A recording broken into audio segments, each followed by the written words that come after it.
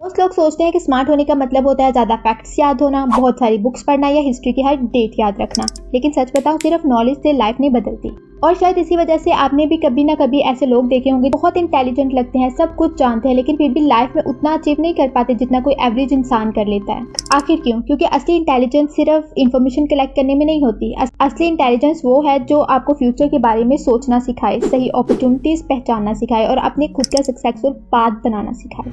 मतलब जो चीज आप लाइफ में चाहते हो उसे पाने का स्मार्ट तरीका समझना। समझ रहे हो आप? समझ रहे हो?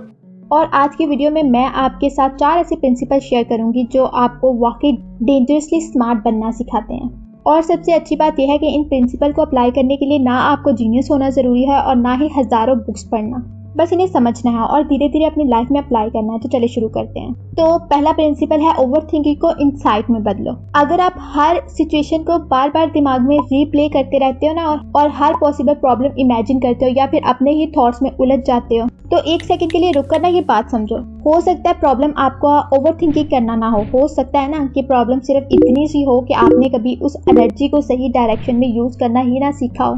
और ये बात शायद सुनने में अजीब लगे, लेकिन सच है। ओवर थिंकर्स ना अक्सर वो डिटेल्स नोटिस कर लेते हैं जो दूसरे लोग इग्नोर कर देते हैं। वो चीज़ों को सिर्फ सरफेस लेवल पर नहीं देखते बल्कि उनकी लेयर तक जाकर सोचते हैं। लेकिन प्रॉब्लम तो तब शुरू होती है ना जब ब्रेन को कोई डायरेक्शन ही नहीं मिलती। तब वही एनर्जी एंजाइटी और स्ट्रेस बन जाती है। इसलिए इंसेनली स्मार्ट बनने का पहला स्टेप है ओवर थिंकिंग से भागना नहीं है बल्कि उसे अपना एडवांटेज बनाना है। जब भी आप ओवरवार्म्ड फील करते हो तो आप सबसे पहले क्या करते हो? शायद फ़ोन उठा लेते हो, रील्स देखने लगती हो या म्यूजिक चला देती हो या फिर किसी दोस्त को कॉल कर देती हो। उस वक्त लगता है ना कि मूड बेहतर हो जाएगा, लेकिन असल में आपका ब्रेन सिर्फ एक चीज़ सीख रहा होता है, प्रॉब्लम से एस्केप करना। और जितना ज़्यादा आप उन थॉट से भागते हो ना, उतनी ही फोर्स के साथ वो वापस आते हैं। इसलिए अगली बार जब ओवर थिंकिंग शुरू हो ना तो उसे फाइट मत करो। बस 10 मिनट के लिए खामोशी में बैठो और अपने थॉट्स को नेचुरली आने दो। अक्सर 2 चीज़ें होती हैं, या तो फिर आपको रियलाइज़ हो जाता है कि जिस बात पर इतनी टेंशन ली जा रही है ना वो उतनी बड़ी नहीं है, या फिर अचानक कोई सॉल्यूशन, कोई नया आइडिया या फिर कोई नई डायरेक्शन मिल जाती है। और दोनों ही सिचुएशन में फ़ायदा आपका होता है। इसलिए ओवर थिंकिंग को कर्स मत समझो। अगर सही तरीके से यूज़ किया जाए ना तो ये आपकी सबसे बड़ी स्ट्रेंथ बन सकती है।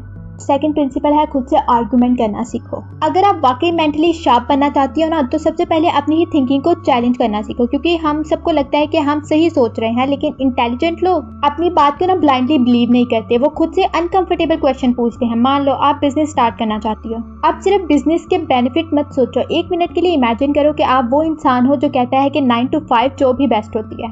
तो उसकी तरफ से सोचो। जॉब स्टेबल इनकम देती है, रिस्क कम होता है, रूटीन होता है। अब दोबारा अपनी साइड देखो। बिजनेस फ्रीडम दे सकता है, ओनरशिप मिलती है और लॉन्ग टर्म में ग्रोथ भी ज्यादा हो सकती है। तो अब यहाँ ध्यान देना, अगर दोनों साइड को ऑनेस्टली देखने के बाद भी आपका डिसीजन वही रहता है तो समझ जाओ कि आप इमोशन से नहीं, लॉजिक से डिसीजन ले रहे हो। और इसी वजह से प्रोफेशनल डिबेटर्स सिर्फ अपनी साइड प्रिपेयर नहीं करते, वो ऑपोजिट साइड को भी डीपली समझते हैं ताकि डिबेट के वक्त उनके लिए कोई आर्गुमेंट नया ना हो।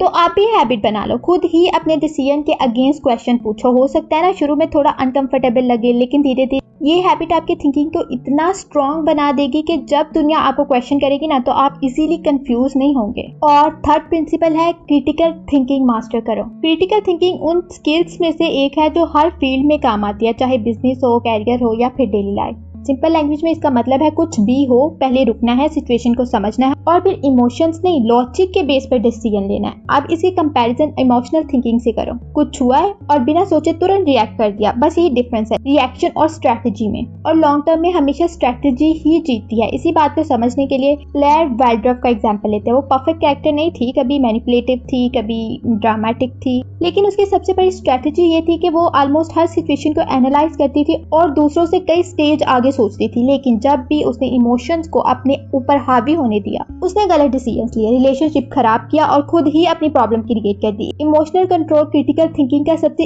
इंपॉर्टेंट हिस्सा है। जब भी कोई स्ट्रॉन्ग इमोशन आए ना, खुद से सिर्फ इतना बोलो, मुझे गुस्सा आ रहा है या मुझे एंजाइटी फील हो रही है। ये छोटी सी हैबिट आपके ब्रेन को ना रिएक्शन मोड से थिंकिंग मोड में ले आती है। और उसके बाद खुद से सिर्फ एक सवाल पूछो, इस सिचुएशन में सबसे स्मार्ट मूव क्या होना चाहिए। कई बार सिर्फ ये एक सवाल ही आपका पूरा डिसीजन बदल देता है। एंड फोर्थ और लास्ट प्रिंसिपल है, लोगों को आपको अंडर एस्टिमेट करने दो। सुनने में अजीब लग रहा है ना, लेकिन हर जगह अपनी इंटेलिजेंस प्रूव करना जरूरी नहीं होता। कभी कभी सबसे स्मार्ट मूव ये होता है कि लोग आपको अंडर एस्टिमेट करते रहें। क्यों? क्योंकि जब लोग आपको थ्रेट नहीं समझते ना, तो वो अपनी गार्ड नीचे कर लेते हैं, वो ज्यादा ऑनेस्टली बात करते हैं और कई बार ऐसी इंफॉर्मेशन भी शेयर कर देते हैं जो शायद नॉर्मली कभी ना बताएं। लेकिन यहाँ ना एक और बात समझना, हर किसी के साथ अपना फ्यूचर प्लान, हर आइडिया शेयर मत करो। हर सवाल पूछने वाला इंसान जेन्युइनली क्यूरियस नहीं होता। कुछ लोग ना सिर्फ इन्फॉर्मेशन कलेक्ट करते हैं और बाद में वही इन्फॉर्मेशन आपके अगेंस्ट भी यूज कर सकते हैं। इसलिए हर किसी को इम्प्रेस करने की जगह हर किसी को ऑब्जर्व करना शुरू करो।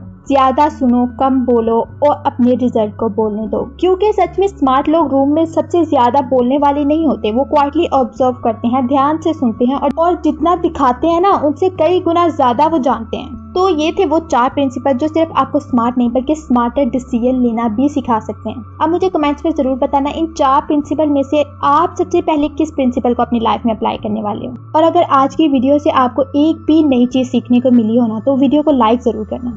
मैं आपसे नेक्स्ट वीडियो में मिलूंगी। तब तक stay confident, stay smart and keep growing.